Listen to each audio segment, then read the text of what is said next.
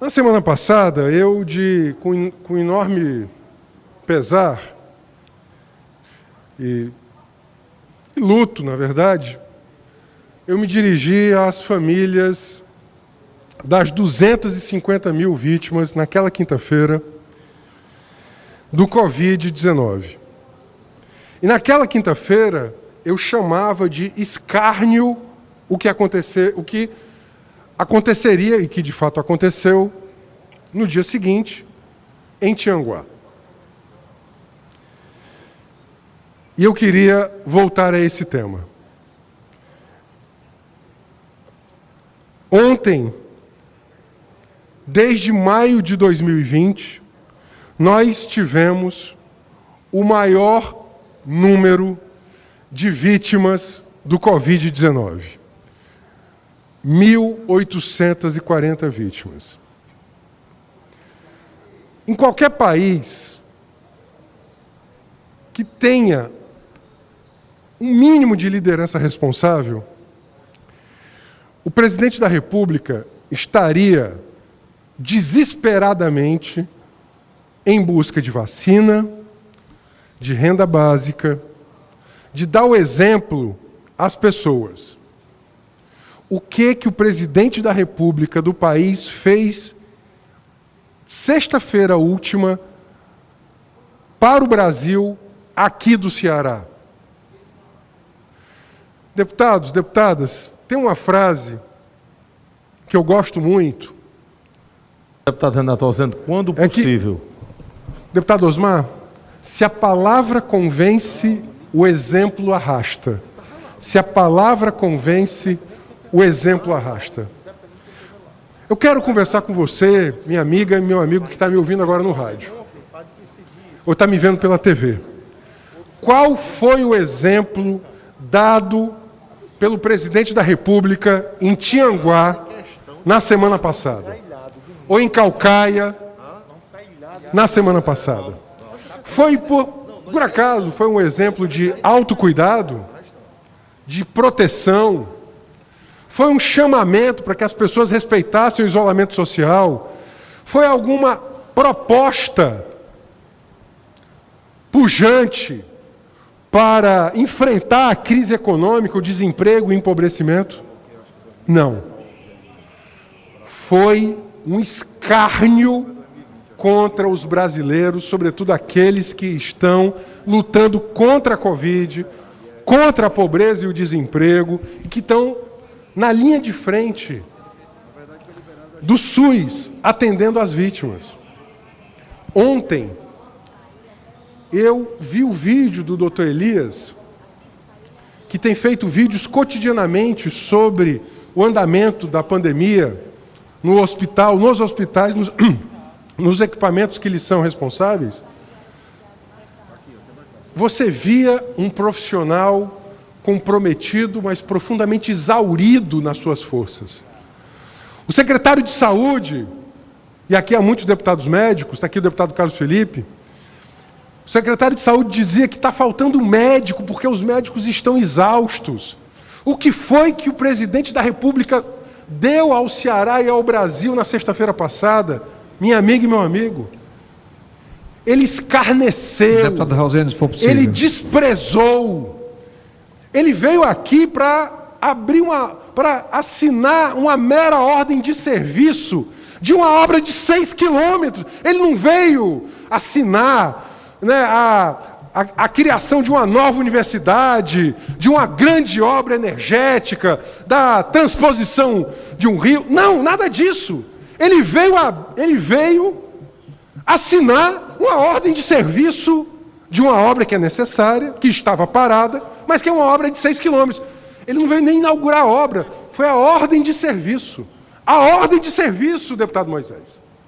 O presidente cometeu crime contra a saúde pública.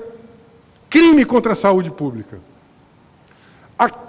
Todos aqui sabem que eu me perfilo na oposição ao governo Camilo. Mas a capa do sábado, ela era absolutamente reveladora.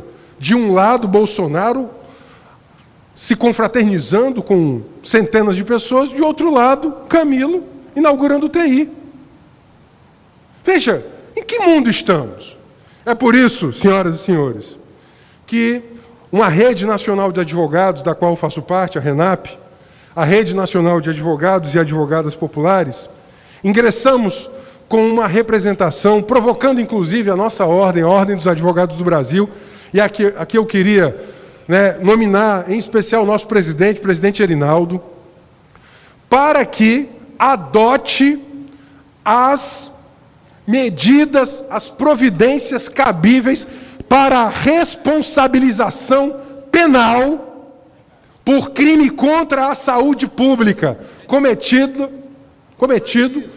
pelo presidente da República em Tianguá, sexta-feira passada. Agora, mais do que isso, havia lá também autoridades estaduais, cujo foro é o Tribunal de Justiça. Nós representamos também ao Ministério Público do Estado do Ceará, a quem cabe a iniciativa de ação penal contra o Procurador-Geral de Justiça, no caso, contra autoridades estaduais que têm foro por prerrogativa de função no Tribunal de Justiça.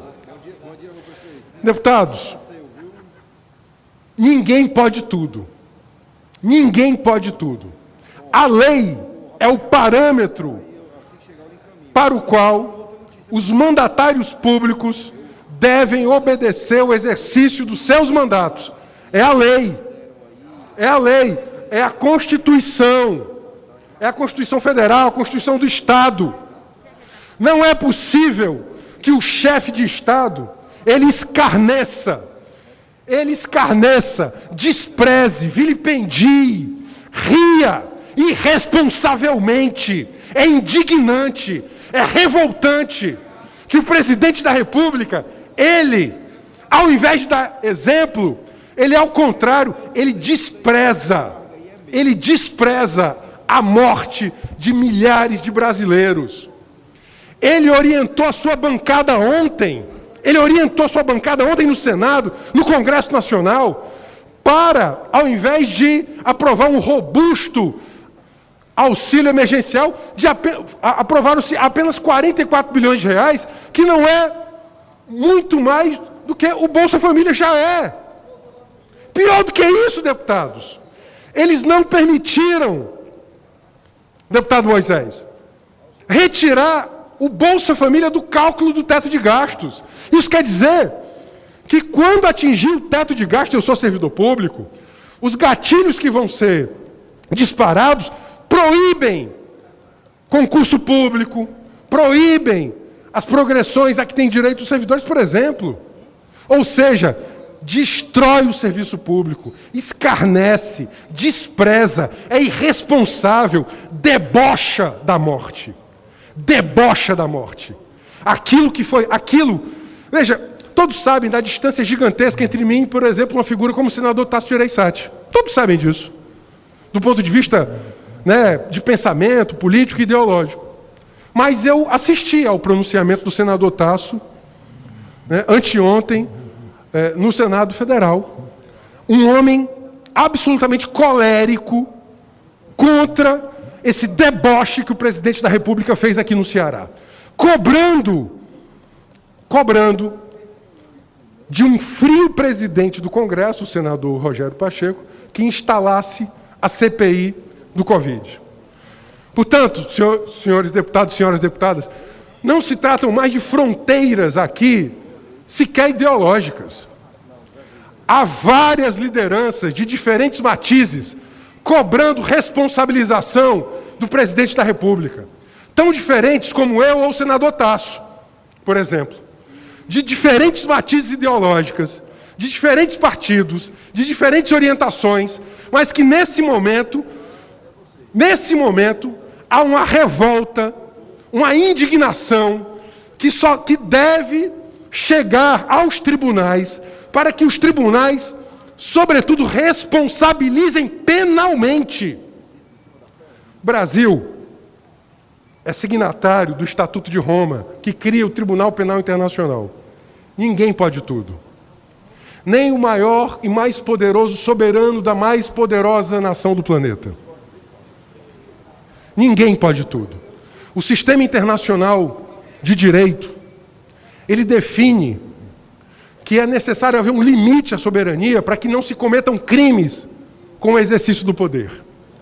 O artigo 7º desse diploma internacional define como crime de extermínio quando um chefe de Estado nega auxílio de saúde à sua população. Bolsonaro teve 7 oportunidades ano passado para comprar a vacina e não o fez. Deputado, se possível, ao final... A sociedade está padecendo hoje com essa incompetência. Está padecendo com esta incompetência hoje pela ausência de vacinas. Hoje nós temos 14 milhões de desempregados e 26 milhões de pobres. E não consegue articular uma proposta de renda básica para a sociedade. Portanto, eu queria aqui dizer que, mais do que nunca, é necessário que as pessoas tenham capacidade de se indignar. Não é possível que essa nação esteja anestesiada. Um amigo recentemente me mandou um texto do Nelson Rodrigues, quando ele, ainda na primeira infância, lembrava da gripe espanhola no Rio de Janeiro. E ele cunhou uma expressão que eu não quero ver na minha vida: o tédio da morte. Havia tantas pessoas mortas na gripe espanhola do Rio de Janeiro que havia um tédio da morte, de tantas mortes que havia. Ontem chegamos a quase 2.000 mortes no Brasil. Será que isso não nos comove? Será que isso não nos mobiliza como pessoas públicas, como cidadãos e cidadãs? Eu não estou falando de questões partidárias ou ideológicas, eu estou falando de questões humanas. O Brasil precisa de vacina, ele precisa de renda básica, ele precisa, sobretudo, permitir que as pessoas, inclusive, na ausência da vacina, pratiquem o distanciamento social. O lockdown é desejável? Claro que não, é uma medida extremada, mas necessária. Necessária diante do descalabro do aumento de mortes. Deputados, vocês sabem que eu sou presidente da Comissão de Direitos Humanos e eu recebo cotidianamente denúncia. Eu acabei de assinar para a Secretaria de Saúde uma reclamação, uma demanda de falta de oxigênio numa UPA. Falta de oxigênio aqui, em Fortaleza.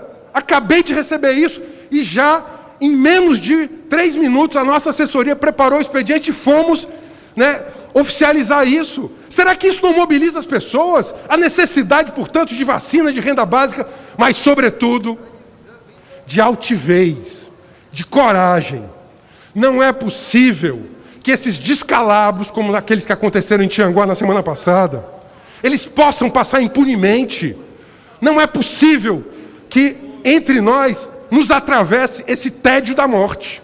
Como dizia Nelson Rodrigues, se referindo a 100 anos atrás da gripe espanhola. Não é possível que a morte de mais de 1.800 pessoas diariamente, que as UTIs lotadas, que a exaustão dos médicos, a exaustão dos profissionais de saúde, o desemprego, a fome, será que isso não vai romper essa anestesia? Será que isso não vai, pelo menos, movimentar a instalação de uma CPI no Senado da República para a criminalização e a responsabilização daquele que não tem a menor condição de ser chefe de Estado? Ele não tem a menor condição de ser chefe de Estado. Não, ele jogou contra a população brasileira. Ele opera contra a população brasileira. Ele opera contra o povo brasileiro. Portanto, senhoras e senhores, eu queria aqui dividir com vocês a minha indignação. Vacina, renda básica e fora Bolsonaro.